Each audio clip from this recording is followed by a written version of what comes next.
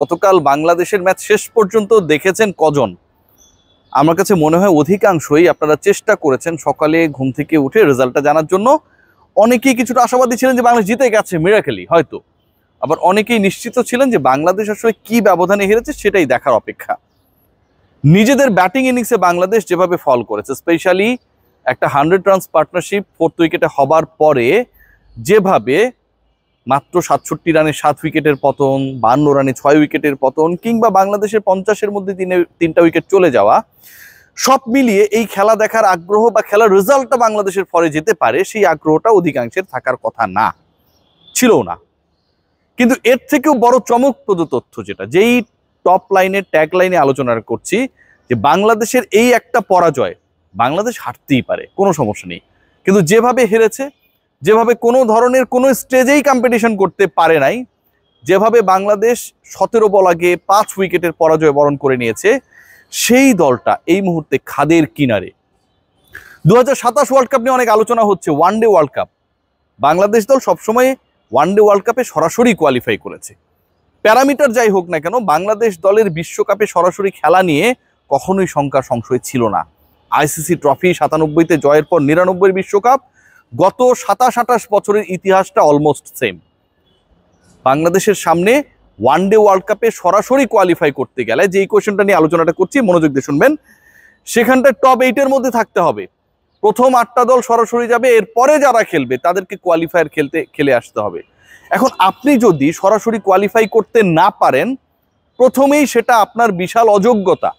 আপনি টেস্ট খেলুড়ে নেছেন, আপনি T20-তে টানা 4টা সিরিজে জিতেছেন, আপনার ক্রিকেট বোর্ড এত ওয়েলদি, সে জায়গাটায় আপনি সরাসরি বিশ্বকাপে কোয়ালিফাই করতে পারেন না। স্কটল্যান্ড, আরব আমিরাত, ইউএইর যে দলগুলো রয়েছে বা ওই বেল্টের যে দলগুলো রয়েছে, তাদের সাথে আপনাকে কম্পিটিশন করতে হচ্ছে, এটা কোনোভাবে অ্যাকসেপ্টেবল না। দ্বিতীয় পয়েন্ট, যেটা 2 বছর পরের ওয়ার্ল্ড কাপ নিয়ে এখনই আলোচনাটা হচ্ছে, কেন সেখানটায় কি বাংলাদেশ সত্যি সরাসরি কোয়ালিফাই করতে পারবে না? বাংলাদেশকে আমি বলছিলাম যে টপ 8-এ থাকতে হবে। এখন টপ 8-এ থাকতে হবে যেই দলটাকে, সেই দলের এই মুহূর্তের র্যাঙ্কিংটা কত নাম্বারে? বাংলাদেশ এই মুহূর্তে 10th টিম। আফগানিস্তানের বিপক্ষে বাংলাদেশ যদি 3-0 জিততো, যেভাবে তারা T20 সিরিজটা জিতেছে, ওয়ানডেতেও যদি বাংলাদেশ জয় দিয়ে শুরু করতো, পরের 2টা ম্যাচে জিততো আবুধাবিতে, 3-0 বাংলাদেশ ওয়ানডেতে আফগানিস্তানকে হারাতে পারলে বাংলাদেশের 9 নম্বরে ওঠার বা উত্তীর্ণ হবার একটা সুযোগ ছিল। কিন্তু বাংলাদেশ দল সেই সুযোগটা প্রথম ম্যাচে হারিয়েছে। প্রথম ম্যাচে হারিয়েছে মানে আফগানিস্তানের বিপক্ষে 5 উইকেটের পরাজয় ভেল করার পর they have no more chance to be promoted to the number 9. Bangladesh দল এই সিরিজ শেষেও পরের 2 ম্যাচ জেতার পরেও 9 নম্বরে আসতে পারবে না, 10ই থাকবে। সো আপনাকে যেখানে আসতে হবে 8-এর মধ্যে, সেই জায়গায় আপনি সুযোগ পেয়েও তুলনামূলকভাবে এই ফরম্যাটে যে দলগুলো খেলে, আফগানিস্তান ডেফিনেটলি ভালো বা উন্নতি করা দলগুলোর একটা, কিন্তু বাংলাদেশের প্রতিপক্ষ যদি পাকিস্তান হয়, ইন্ডিয়া হয়, সাউথ আফ্রিকা হয়, ইংল্যান্ড হয়, এই দলগুলোর থেকে তো আফগানিস্তানের বিপক্ষে আপনার চান্সেসটা বেশি, সেই সুযোগটা বাংলাদেশ হারিয়েছে। সেকেন্ড পয়েন্ট সেটা হচ্ছে, আপনি সুযোগ হারিয়েছেন, আপনি পরাজিত হয়েছেন, মানে আপনার যে রেটিং পয়েন্ট রয়েছে সেটা আরো কমে গেছে। আপনি হয়তো 10 নম্বরে রয়েছেন ঠিকই, কিন্তু 9 নম্বরের সাথে আপনার ব্যবধান বেড়েছে, যে কারণে বাংলাদেশ পরের 2টা ম্যাচ জিতলেও 9-এ আসতে পারবে না। এখন 9-এর সাথে আপনার ব্যবধান বেড়েছে মানে আপনার 8-এর সাথেও ব্যবধান বেড়েছে। এই যে পরাজয়টা শুধুমাত্র বাংলাদেশকে প্রমোটেড করার ক্ষেত্রে বাধা হয় নাই, বরং বাংলাদেশের আগে থাকা অন্তত 8-এ তো বাংলাদেশকে যেতে হবে, 8 এবং 9 2টা টিমের সাথেই বাংলাদেশের ব্যবধানটা বাড়িয়েছে। আপকামিং যে সিরিজগুলো রয়েছে কাট অফ ডেটের মধ্যে, বাংলাদেশের সেই সিরিজগুলোতে ভালো করে প্রতিপক্ষকে হারিয়ে, সত্যি বিশ্বাস করুন 8-এর মধ্যে চলে আসাটা কোয়াইট ডিফিকাল্ট। সো আফগানিস্তানের বিপক্ষে এই পরাজয়টা ভেরি মাচ বাংলাদেশের জন্য সেটব্যাক। এখন আলোচনার পয়েন্ট তো অন্য জায়গায়, বাংলাদেশ এভাবে হারলো কেন? বাংলাদেশ ওয়ানডেতে এত বাজে ক্রিকেটটা খেলছে কেন? কোন জায়গাটায় সমস্যা? আপনাদের একটা ইন্টারেস্টিং তথ্য দিই। বাংলাদেশ ক্রিকেট বোর্ডের নির্বাচনী আমেজ, সবাই নির্বাচন নিয়ে ব্যস্ত। এখানটায় অনেক চোর বাটপারও ঢুকে গেছে, আপনারা সবাই জানেন, ব্যাংক ডাকাত ঢুকে গেছে এখানটায়, আপনারা সবাই জানেন। সো ক্রিকেট বোর্ডে যখন এই ঘটনাগুলো ঘটছে, গত কয়েকদিনে ইলেকশন নিয়ে, দেশের ঘরোয়া ক্রিকেট মাঠে গড়াবে কি গড়াবে না, এগুলো নিয়ে যখন ডিসকাশন এভরিহোয়ার, ঠিক তখন জাতীয় দলে খোঁজ নেওয়ার জন্য কেউ নেই। 25 জন ডিরেক্টরের মোটামুটি সিংহভাগ, কোন 15 জন জয়ী হবেন সেটা সবাই জানে। বাংলাদেশ ক্রিকেট বোর্ডের ইলেকশনে অন্তত দুটো গুরুত্বপূর্ণ পদে থাকা আমার প্রিয় বুলবুল ভাই এবং নাজমুল আবেদিন ফাহিম ভাই, তারা যে জিতবেন এটা নিয়েও তো আসলে খুব বেশি ডাউট ছিল না। মানে এই দুজন ঢাকা জেলা বিভাগ থেকে যে ক্যাটাগরি রয়েছে, ক্যাটাগরি 1 থেকে জিতেছেন, সেটা নিয়েও তো কোনো ডাউট ছিল না। তাহলে বাংলাদেশে খেয়াল করে দেখুন, ওয়ানডে স্কোয়াড ঘোষণা করার পরও একজন ক্রিকেটার অন্তত দলের সাথে যোগ দিতে পারেনি। আজকেও মাঠে আমরা নাইম শেখকে দেখলাম।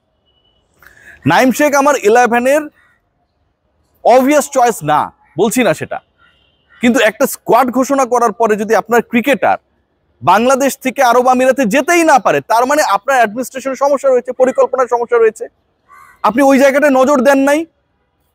এটা যদি কাকতাল হয় তাহলে একটু ফিরে তাকাই, পেছনে ফিরে যাই, আরেকটু পেছনে ফিরি। সৌম্য সরকার টি-20 স্কোয়াডে ছিলেন, তিনিও যেতে পারেন নাই। টানা 2টা সিরিজে বাংলাদেশে ওয়ানডে এবং টি-20তে দুজন ক্রিকেটার ঘোষিত স্কোয়াডের সদস্য যাদের হবার কথা, যাদের এই মুহূর্তে ইউএইতে থাকার কথা, বাংলাদেশ দলের সাথে থাকার কথা, কোনো একটা ইনজুরি সংক্রান্ত ইস্যুস হলে সেটা রিপ্লেসমেন্ট হবার কথা, তারা যেতে পারে নাই ভাই। এই ব্যর্থতা কার? আপনি বলবেন ভিসা জটিলতা, এটা ওটা, নো, নেভার, এটা কোনোভাবে অ্যাকসেপ্টেবল না। আতার আলী খান কমেন্ট্রি দেওয়ার জন্য চলে গেছেন, কিন্তু কয়েকদিন আগে পোস্ট করেছেন আলহামদুলিল্লাহ got visa on the way to UAE. Atar ভাই চলে গেছেন। আমার জাতীয় দলের ক্রিকেটার যারা খেলবেন তারা যেতে পারেন না? আতার ভাই যাদের কমেন্ট্রি দেবেন তারা ঠিকই চলে গেছেন, আর যারা মাঠে খেলবেন তারা যাইতে পারেন না, কারণ আমার ক্রিকেট বোর্ড সেই ব্যাপারে আগ্রহী না, ক্রিকেট বোর্ড সেই ব্যাপারে সিদ্ধহস্ত না। They don't have any proper plan to send these cricketers to the UAE. এটাই সত্য। সো ওই ক্রিকেট বোর্ডের যদি পরিকল্পনা এরকমটা হয়, আপনার স্কোয়াড মানে কি? আপনার গুরুত্বপূর্ণ ক্রিকেটার অভিষেক শর্মা একটা সময় নিচে ব্যাট করতো, গুরুত্বপূর্ণ হয়ে উঠেছে, উপরে আসছে। যে কোনো সময় যে কোনো ক্রিকেটারের মোমেন্টাম ক্রিয়েট হতে পারে, যে কোনো ক্রিকেটার গুরুত্বপূর্ণ হয়ে উঠতে পারে। আপনি টানা 2 সিরিজে 2 ক্রিকেটারকে পাঠাতে পারলেন না। এটার ব্যাখ্যাটা কি? ক্রিকেট অপারেশনস বলি, বিসিবি প্রেসিডেন্ট বলি, আপনারা ফেল করেছেন ভাইয়া। বাংলাদেশ দলে যে ক্রিকেটাররা আছে তারা এখন কি করছে, তাদের কর্মকাণ্ড কিন্তু খুবই অদ্ভুত। দেখুন, গত ম্যাচে বাংলাদেশ প্রায় 170টা ডট বল দিয়েছে। আপনি 300 বলের খেলায় 170 বল যদি ডট দেন, তাহলে আপনি স্কোরটা কি হতে পারে ভাই? রশিদ খান জাকের আলী অনিককে গুগলি মারবেন এবং তিনি আউট হবেন, এটা যেন একটা নিয়মে পরিণত হয়েছে। 6 বলে 1 ওভার, রাইট? 2টা ডিআরএস পাওয়া যায়। উইকেট কিপার সাধারণত হচ্ছে আপনার স্ট্যাম্পের পেছনে দাঁড়ান। একটা ম্যাচে মাঠে থাকে 2 জন আম্পায়ার। এরকম যেমন নিয়ম রয়েছে না, নির্দিষ্ট নিয়ম রয়েছে না, ওয়ানডে খেলা 50 ওভারের হয়। জাকের আলী অনিকের ক্ষেত্রে নিয়মটা হচ্ছে রশিদ খান আসবেন, গুগলি মারবেন, তিনি এলবিডব্লিউ হয়ে আউট হয়ে যাবেন। এই যে একটা নিয়মে পরিণত হয়েছে, এবং জাকের আলী অনিক সেই নিয়মকে অনিয়ম হতে দেবেন না, এই যে তার প্রাণান্ত চেষ্টা, এটার উত্তরটা কে দেবে ভাই? আমাদের ব্যাটিং কোচ নেই। একজন ক্রিকেটার এভরিডে একই ধরনের আউট হচ্ছেন, এভরিডে একইভাবে ফেল করছেন। কোটি কোটি টাকা দিয়ে যে কোচেসদেরকে এখানে রাখা হয়েছে, তারা কি করছেন? তাদেরকে জবাবদিহিতায় কে আনবে? বাংলাদেশের ক্রিকেট নেই এই মুহূর্তে যা ঘটছে, যেভাবে ঘটছে, এটা কোনোভাবে অ্যাকসেপ্টেবল না। টপ অর্ডার ফেইল করে, টপ অর্ডারের বিকল্প ক্রিকেটার বাংলাদেশে থেকে যায়, যেতে পারে না। বাংলাদেশের আফগানিস্তানের বিপক্ষে ওয়ানডেতে ভালো করলে অন্তত র্যাঙ্কিংয়ে প্রমোটেড হবার সুযোগ থাকে। আমরা ম্যাচের কোনো অবস্থাতেই আসলে কোনোভাবেই ড্রাইভিং সিটে থাকি না। বাংলাদেশ ক্রিকেট বোর্ড ডিরেকশনে অনেক ব্যস্ততা থাকতে পারে, এক্সেপ্ট বা যেই দুজন আসলেই ডিসিশন মেকিং এর মধ্যে ভাইটাল রোল প্লে করতে পারেন, বুলবুল ভাই, ফাহিম ভাই, তারা যখন টানা 2 সিরিজে 2 ক্রিকেটারকে ফেল করেন পাঠাতে, অথচ একজন কমেন্ট্রেটর এই ন্যাশনালিটির পাসপোর্টই বেয়ার করেন, তিনি ফিকে চলে যান, এটা কি কোনোভাবে অ্যাকসেপ্টেবল? আনএক্সেপ্টেবল এই ঘটনাগুলো বাংলাদেশের ক্রিকেটে ঘটছে।